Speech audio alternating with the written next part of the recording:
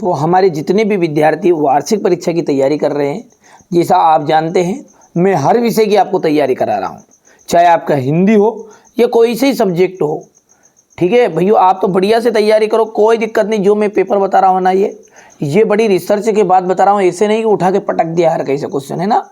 मैंने सारी बुक का निचोड़ इकट्ठा किया बेटा, और उसके बाद में जो क्रीम आइटम है, क्रीम मतलब समझ रहे आप, जो लायक है कि जो प्रश्न एग्जाम में रिपीट होते रहते हैं, ऐसे क्वेश्चनों से बिल्कुल भरा पड़ा है ये पेपर।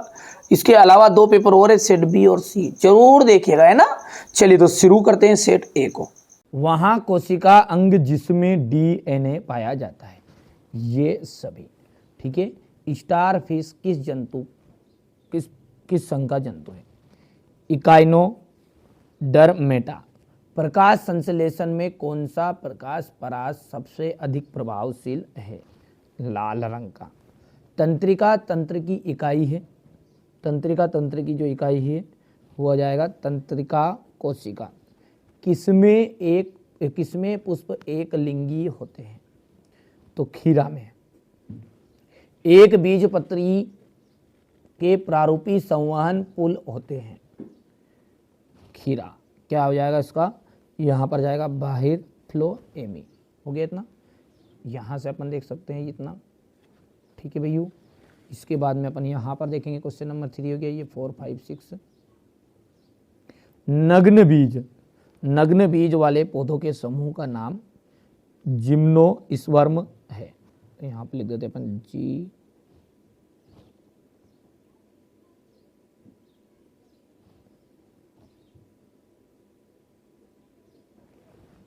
तंत्रिका तंत्र की उत्पत्ति बही चर्म से होती है।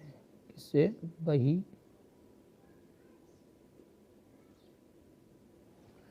क्रेब्स चक्र माइटोकॉन्ड्रिया कोशिकांग में होता है।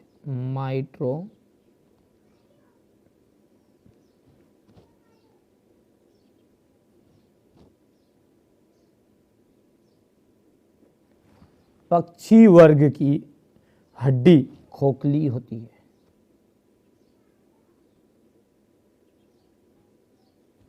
पक्षी वर्ग की हड्डी कैसी होती है? खोखली होती है। कीटों में श्वसन, कीटों में जो श्वसन है वो ट्रेकिया के द्वारा होता है, ट्रेकिया के द्वारा होता है। स्टार फिश में आर्य सम्मिति होती है।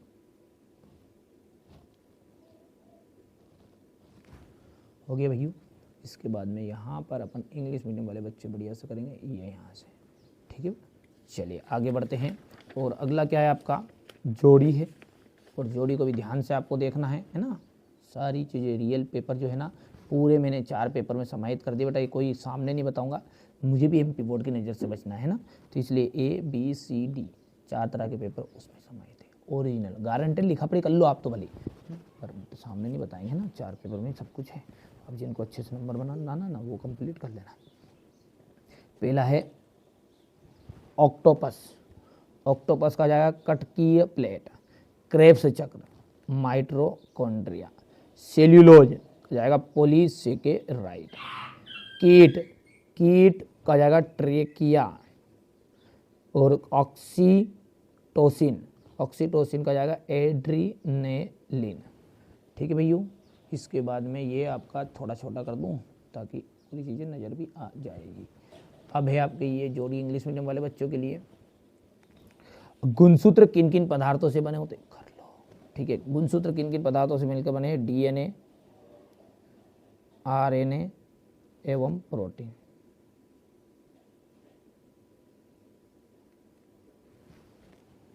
अंतःस्रावी ग्रंथियों के अध्ययन को क्या कहते हैं? एंडोक्राइनोलॉजी। तो यहाँ पर जाएगा एंडोक्राइनोलॉजी।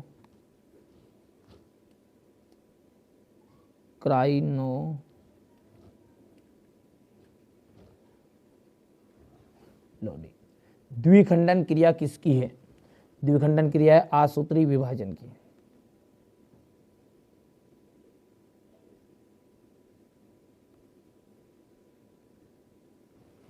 अमीबा का प्रचलन अंग कौन सा है? अमीबा का प्रचलन अंग है कुटपाद।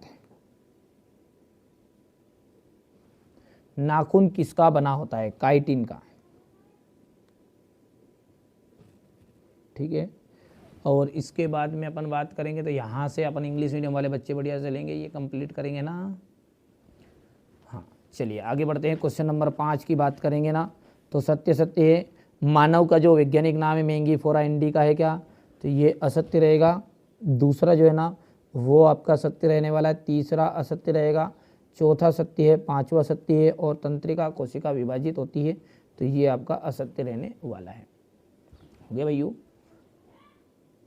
ये यहाँ से क्वेश्चन नंबर 5 है। क्वेश्चन नंबर 6 को ध्यान से देखिएगा। आम का वैज्ञानिक नाम निम्नलिखित में से इनमें से कौन सा सही है, ठीक है। जीवों को वर्गीकृत क्यों करते हैं, प्रत्यक्ष और अप्रत्यक्ष परिवर्धन में क्या अंतर है, पूरा सॉल्यूशन आपको प्रोवाइड कराऊंगा मैं, कोई घबराने की जरूरत नहीं है आपको, है ना। और यदि आपको ये आते हैं तो ठीक है, पहले से नहीं आते तो क्वेश्चन देख लो, है ना, आते हो तो, और नहीं आते तो सॉल्यूशन में से देख लेना, है ना, जल्दी जल्दी कर लो, है ना। विभिन्न प्रकार के पर्ण विन्यास को उदाहरण सहित वर्णन कीजिए। पुष्प दल विन्यास की परिभाषा आपको लिखनी है। पादप का कौन सा भाग निम्नलिखित को दर्शाता है, रंध्रीय तंत्र तथा रंध्र की संरचना का वर्णन करिए। क्लोरोप्लास्ट का नामांकित चित्र आपको बताना है। कोशिका भित्ति के दो कार्य, एपो एंजाइम तथा होलो एंजाइम में अंतर बताइए। वृहत अणु क्या है, उदाहरण देना है। क्वेश्चन नंबर 12 देखिए, पहाड़ पर चढ़ने वाले व्यक्ति की श्वसन क्रिया पर क्या प्रभाव पड़ता है, और जैव क्षमता और फेफड़ों की कुल धारिता में अंतर बताइए। कवक यानी फफूंद की विशेषताएं बतानी है। एक बीजपत्री द्विबीजपत्री से किसमें आप किस प्रकार विभेदित करेंगे, ठीक है।